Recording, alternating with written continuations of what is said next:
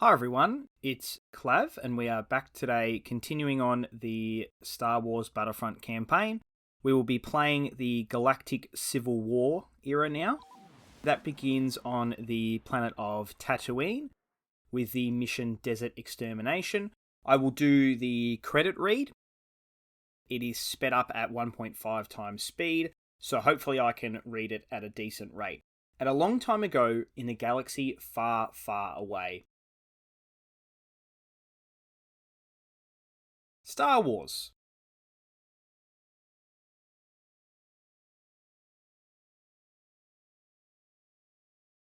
Star Wars Battlefront. It is a time of galactic civil war. Rebel spies have stolen the secret plans to the Empire's ultimate weapon, the Death Star, an armoured space station with enough power to destroy an entire planet. Planet to planet, the conflict rages on. The resourceful Alliance strikes quickly, while the lumbering Imperial war machine seeks to crush all resistance. But this war will be won by the brave troopers and vanguards fighting furiously on the remote battlefronts in the far reaches of space. Now we will have Emperor Palpatine explain the mission, Desert Extermination, on Tatooine. In our search for the missing rebel droids, we have discovered a rebel cell on the planet. In addition, our scouts have come under attack by the natives of Tatooine. Lord Vader has issued an order to eliminate all Tusken Raiders and rebels in the Dune Sea area. Capturing command posts is your primary objective. Green command posts belong to your faction. Red command posts are under the control of your enemy. The planet's native forces, such as the loathsome Tusken Raiders, hold the yellow command posts.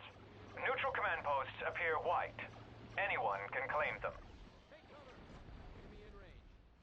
To capture a command post, stand near it and defend the area until you have converted the post to your faction's control. The reinforcement meter at the top of the screen indicates the number of troops available for each faction. The green portion of the meter represents the number of reinforcements you have left.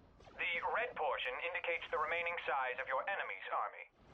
As your faction captures more command posts, your dominance on the battlefield increases.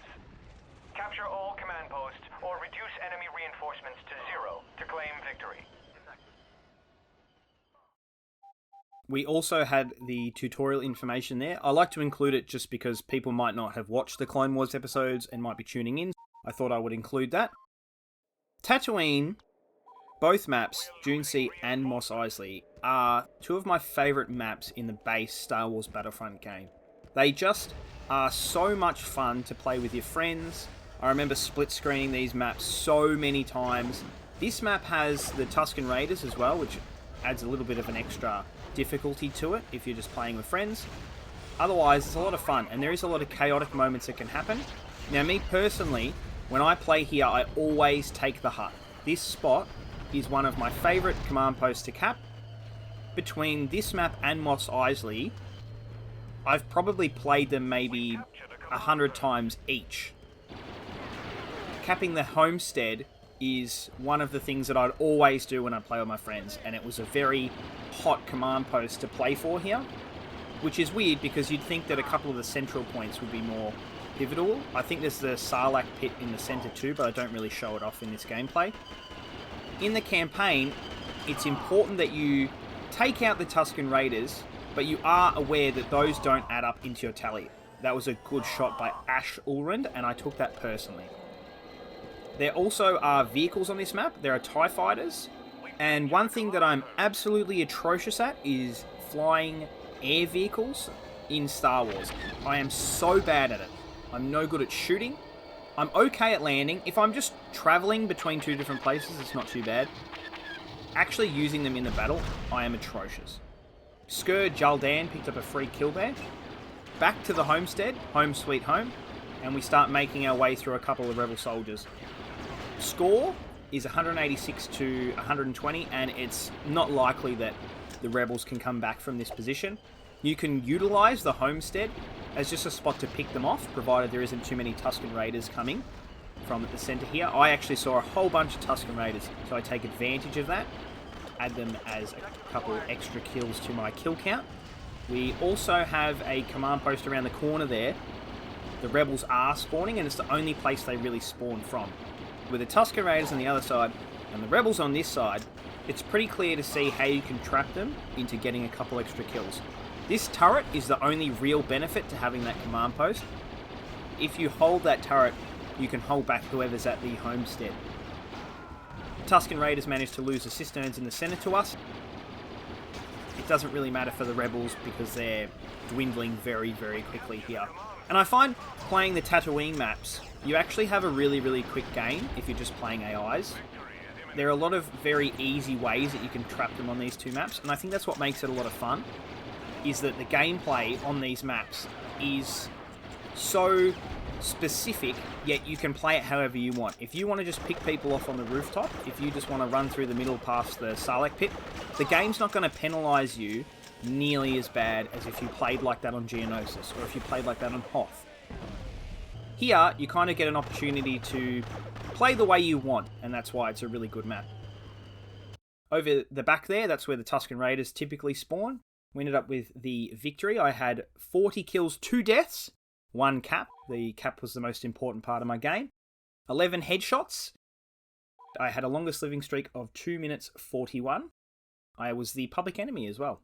Local smugglers from Mos Eisley have escaped with the rebel droids.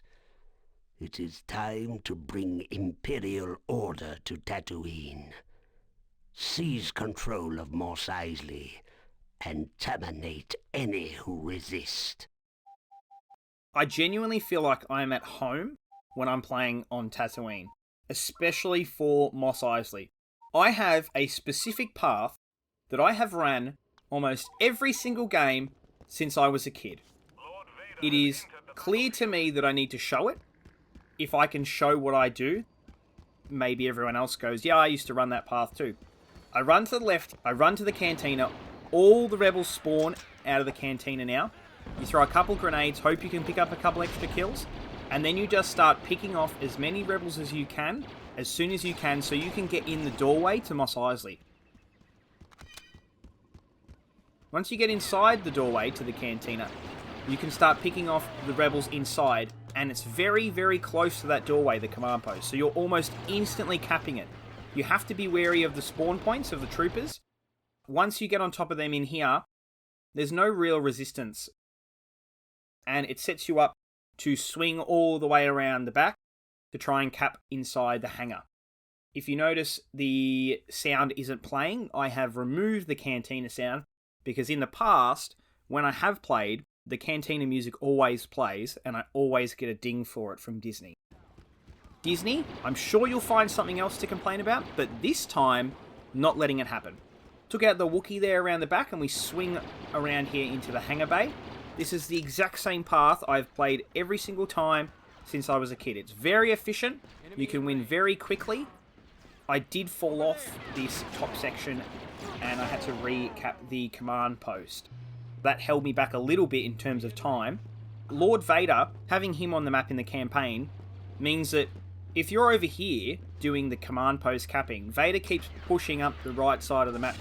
He'll sometimes go through the middle, and that just aids in the trapping of the rebels to the one corner of the map. As you can see, I fell off, so I missed my opportunity to capture my command post. Now we have the hangar. I will be swinging up this way, not around the back, and trying to jump in to the back section of this last command post to get a couple kills. I failed in the way that I played it. I probably could have done better if I was the Dark Trooper. The Dark Trooper probably would have been more efficient at taking out some enemies here. They all just sit here. When you have them trapped like that, there's only one corridor out of this spawn point. Grenades getting thrown. There's Vader rolling his way up the map. I accidentally jumped on a grenade there, so I thought I'd give it a go as the Dark Trooper. I wasn't very efficient again, making my way to the same spot. So that caused me a little bit of grief. However, we're 166 to 54. The maps are very forgiving here. There's not much that you can really do to lose in the situations that I've just shown, unless you do something really silly. Jumping in here with the Dark Trooper, there wasn't much cover for me, and it didn't really play out the way that I wanted. Because we were 14 to 158, I swapped to the Sharpshooter and just tried to start picking off the rest of the rebels with Vader in tow. If we jump over the top here, I think Vader comes in and helps cap this command post, which is actually really, really important. If he can stand on top of a command post, that saves you a lot of trouble. You done yet? Dad, you're done yet. I love you. Okay. The rebels lost the shops. We got the victory. Someone took out the last enemy. And I ended up with 32 kills, 2 deaths, and 2 caps. That is Tatooine done and dusted. Thank you for watching.